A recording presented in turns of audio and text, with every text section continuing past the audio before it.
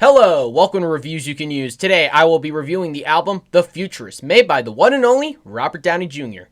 Now at home you are probably saying, Sawyer, Robert Downey Jr. didn't make an album, and Sawyer, what in the world are you talking about? Robert Downey Jr. can't sing. I know, and I'm here to tell you about the unknown Robert Downey Jr. project, but instead of me diving into each of the songs, I will be talking about how I feel about the album, why RDJ made it, and why it needs to be more well known. Now, if you like album reviews like this and fan of Robert Downey Jr.'s work, make sure to hit the like and subscribe button. It'll help support the channel and will grow the algorithm. And while you're at it, you can make sure to hit that notify so you never miss a Reviews You Can Use upload. And you can follow my socials, all of which will be linked down in the description below. If you want, give me a follow. If not, that is totally fine. Now, let's get started. Now, you know Robert Downey Jr. from being in films like Back to School, Chaplin, Wonder Boys, Zodiac, Tropic Thunder, Sherlock Holmes, Doolittle, Oppenheimer, and of course his iconic and huge performance as Tony Stark, aka Iron Man, in the Marvel Cinematic Universe from 2008 to 2019. But did you know he made an album in the early 2000s? Well, now you know. Robert Downey Jr. wrote and released The Futurist on November 23, 2004, 2 years into his sobriety.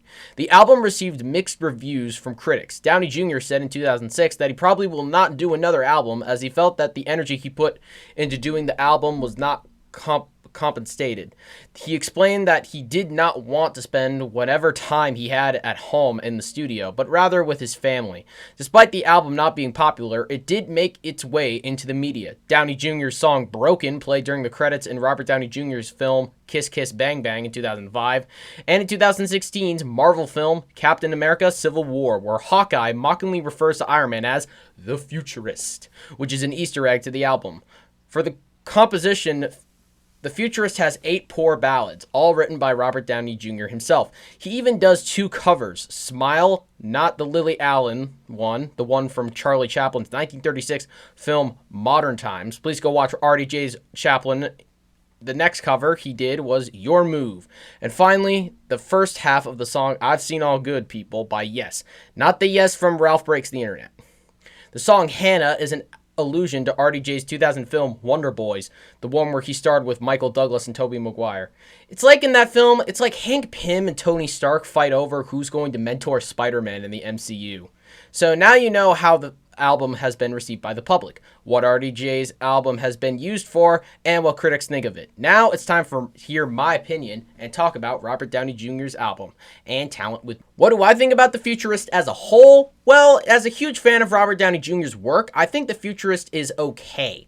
Like a 6 out of 10. But his talent being able to sing is a whole new level for him. He does other things like dancing in the film Chaplin, being able to mimic Charlie Chaplin's body language, but singing is different. His singing voice is really good, and him writing his own songs shows how talented he really is, not just being the son of a famous director, but also being an actor and filmmaker in his own right. Yes, Robert Downey Jr. makes films.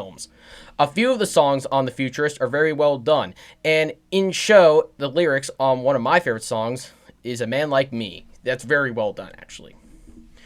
It's A Man Like Me. I like that song. It has the soft rock feel, but also a jazz pop to it. When Robert Downey Jr. sings the song, he tries to put that jazz feel in his voice, and he did a good job with it. 5:30 is another jazz pop song that I liked. The Futurist song is also a famous jazz song. He even has great backstories on how he wrote for some of them.